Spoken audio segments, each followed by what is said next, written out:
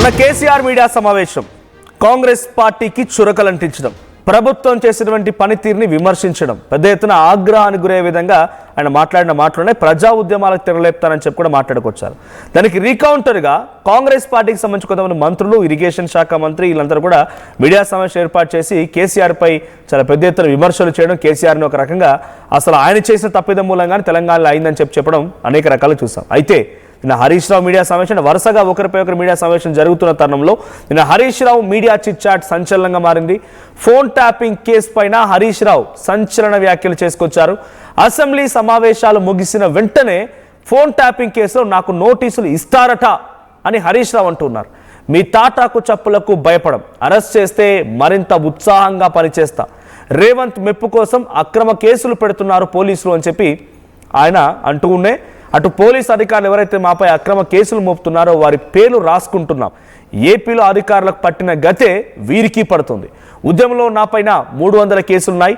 ప్రభుత్వం ఇరుకున పడినప్పుడల్లా phone tapping, formula ఈ రేస్ పైన ఈ రకమైనటువంటి లీకులు, కేసులు, నోటీసులు ఇటువంటి పర్వానికి తెరలేపుతోంది అని చెప్పి హరీష్ రావు అన్నారు. హరీష్ రావు నిన్న మీడియా సమావేశం నిర్వహించిన తర్వాత మీడియా చిట్చాట్లో పాల్గొని ఇటువంటి సంచలన వ్యాఖ్యలు చేసుకొచ్చారు. సో నాకు ఆల్రెడీ నోటీసులు ఇస్తారట అసెంబ్లీ సమావేశాలు అయిపోగానే, ప్రతిసారి ఈ రకమైనటువంటి ఒక కవ్వింపు చర్యలకు పాల్పడుతున్నారు. సో రేవంత్ రెడ్డి మెప్పు కోసమే కొందరు అధికారులు ఈ రకమైన పని చేస్తున్నారు. సో ఫోన్ ట్యాపింగ్ కేసు ఇప్పుడు మొదలైందేం కాదు, సుమారుగా 2 ఏళ్ళు కావస్తోంది, 2 ఏళ్ళకు పైబడి కావస్తోంది.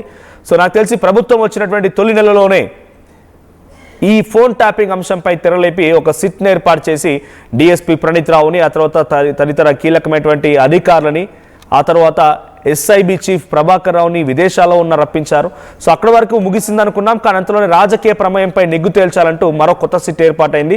ఆ సిట్ నేను ఆల్రెడీ కేసీఆర్కి నోటీసులు ఇవ్వాలని ఆలోచన చేసినట్టు తెలుస్తుంది. అసెంబ్లీ సమావేశాల తర్వాత అటు కేసీఆర్, కేటీఆర్, హరీష్ రావుకు నోటీసులు ఇచ్చి వారిని విచారించాలని ఒక ఉద్దేశంతో కూడా సిట్ అధికారులు తెలుస్తోంది. ఈ నేపథ్యంలోనే హరీష్ రావు నేను మీడియా చిట్చాట్లో నాకు తెలంగాణ ఉద్యమంలోనే 300 కేసులు ఉన్నాయి, ఇవో కేసులు లెక్కన అవినీతి అధికారులు ఎవరైతే రేవంత్ మెప్పు కోసం పనిచేస్తున్నారో వాళ్ళందరి పేరు రాసుకుంటున్నా, వాళ్ళందరికీ ఏపీలో పట్టిన గతే పడుతున్నారన్నారంట.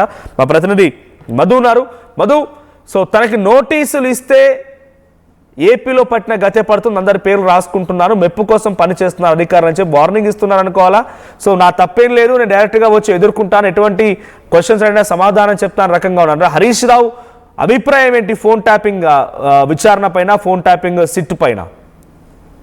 ఎగ్జాక్ట్ నిన్న చిట్ చాట్ చేశారు సందర్భంలో ఈ స్టేట్మెంట్ చేశారు. అసెంబ్లీ సమావేశాలు ముగిసిన వెంటనే ఫోన్ ట్యాపింగ్ కేసులో నాకు నోటీసులు ఇస్తారంట అంటూ స్టేట్మెంట్ చేశారు. యాక్చువల్ గా నిన్న ఉదయం బయటికి వార్త లీక్ ఇచ్చారు కావాలనే, దాంట్లో కేటీఆర్ హరీష్ రావుకు నోటీసులు ఇస్తారు ఫోన్ ట్యాపింగ్ లో అనేటువంటిది. కానీ యాక్చువల్ గా ఓన్లీ హరీష్ రావుకే ఫోన్ ట్యాపింగ్ విషయంలో నోటీసులు ఇవ్వనున్నట్టుగా హరీష్ రావు దృష్టికి రావడంతో వాళ్ళకి కాదు నాకు మాత్రమే నోటీసులు ఇస్తారట అనేటువంటి దాంట్లో భాగంగా ఆయన చిట్ చాట్ చేశారు. కొన్ని ఘాటైనటువంటి పదజాలాన్ని ఉపయోగించారు. డైరెక్ట్ గా పోలీస్ అధికారులకు వార్నింగ్ ఇచ్చారు. ఆధారాలు లేకుండా రేవంత్ రెడ్డి మెప్పు కోసం కనుక మీరు ఇట్లనే కేసులు ఫైల్ చేసి కావాలని ఇరికించాలని చూస్తే కనుక మేము అధికారంలోకి వచ్చిన తర్వాత వదిలిపెట్టాము, ఆంధ్రప్రదేశ్ లో పట్టినటువంటి గతే మీకు పడుతుంది, రిటైర్మెంట్ అయినా డిప్యుటేషన్ పైన కేంద్ర సర్వీస్లకు పోయినా కూడా వదిలేదు లేదు, మిమ్మల్ని ఖచ్చితంగా ఊచలు లెక్క పెట్టించేటువంటి పరిస్థితి ఉంటుందనేటువంటి స్టేట్మెంట్ చేశారు.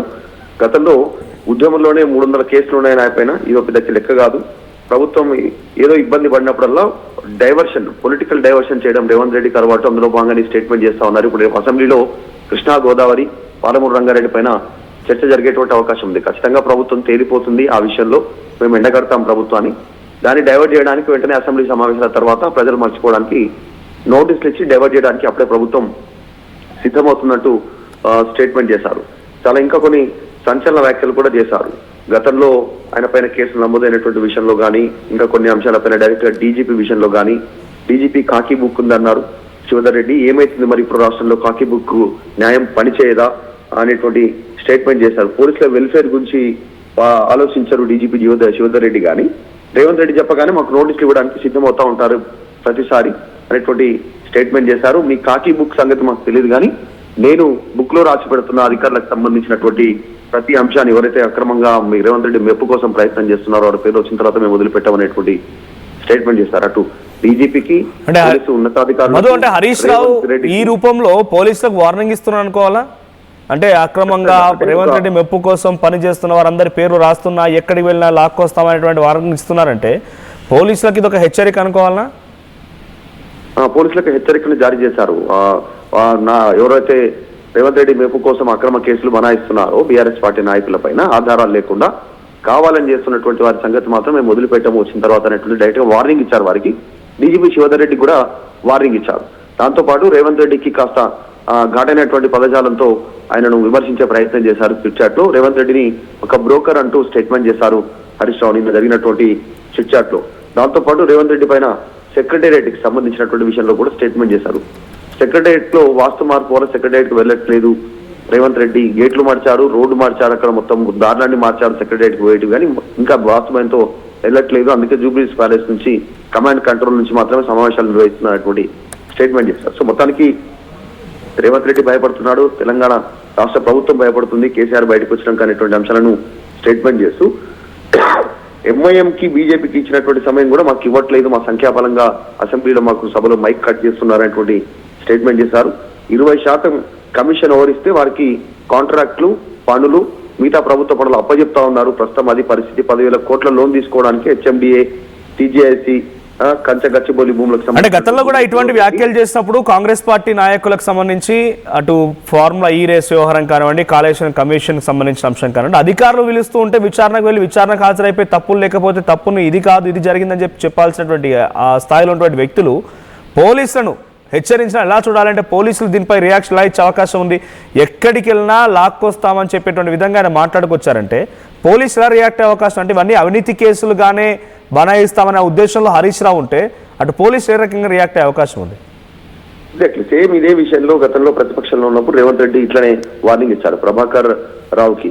చంద్రమండలం మీద ఉన్న లాక్కొచ్చి ఖచ్చితంగా జైల్లో వేస్తాననేటువంటి స్టేట్మెంట్ చేశారు. అప్పుడు పోలీసు ఉన్నతాధికారుల పైన రేవంత్ రెడ్డి ఘాటుగానే విమర్శలు చేశారు. సేమ్ అదే ఫార్ములాలో ఇప్పుడు హరీష్ రావు కూడా అదే స్టేట్మెంట్ చేశారు. గతంలో ఎట్లయితే రేవంత్ రెడ్డి చేశారో వ్యాఖ్యలు, ఇప్పుడు హరీష్ రావు డైరెక్ట్ పోలీసు ఉన్నతాధికారులకు, డీజీపీకి డైరెక్ట్ గా స్టేట్మెంట్ డైరెక్ట్ గా వార్నింగ్ ఇచ్చినట్టుగా చాలా స్పష్టంగా కనిపిస్తుంది. మేము బుక్ రాసి పెడతా ఉన్నాం. మీ కాకి బుక్ లో నేతి బీరకాయలో ఉన్నంత నెయ్యి ఎట్లా ఉందో మీ కాకి బుక్ లో న్యాయం లేదు, అట్లనే కానీ మేం బుక్ లో మాత్రం రాసి పెడుతున్నాం. అధికారులకు రాగానే ఏ ఒక్క అధికారిని కూడా వదలము, అక్రమంగా కేసులు పెట్టుతున్నటువంటి వారిని ఆధారాలు లేకుండా కావాలని మమ్మల్ని ఇబ్బంది పెడుతున్న అధికారులను మాత్రం వదలమనేటువంటి స్టేట్మెంట్ చేశారు. ఖచ్చితంగా ఇది పోలీసు ఉన్నతాధికారులకు, డీజీపీకి, ప్రభుత్వానికి డైరెక్ట్ గా వార్నింగ్ ఇచ్చే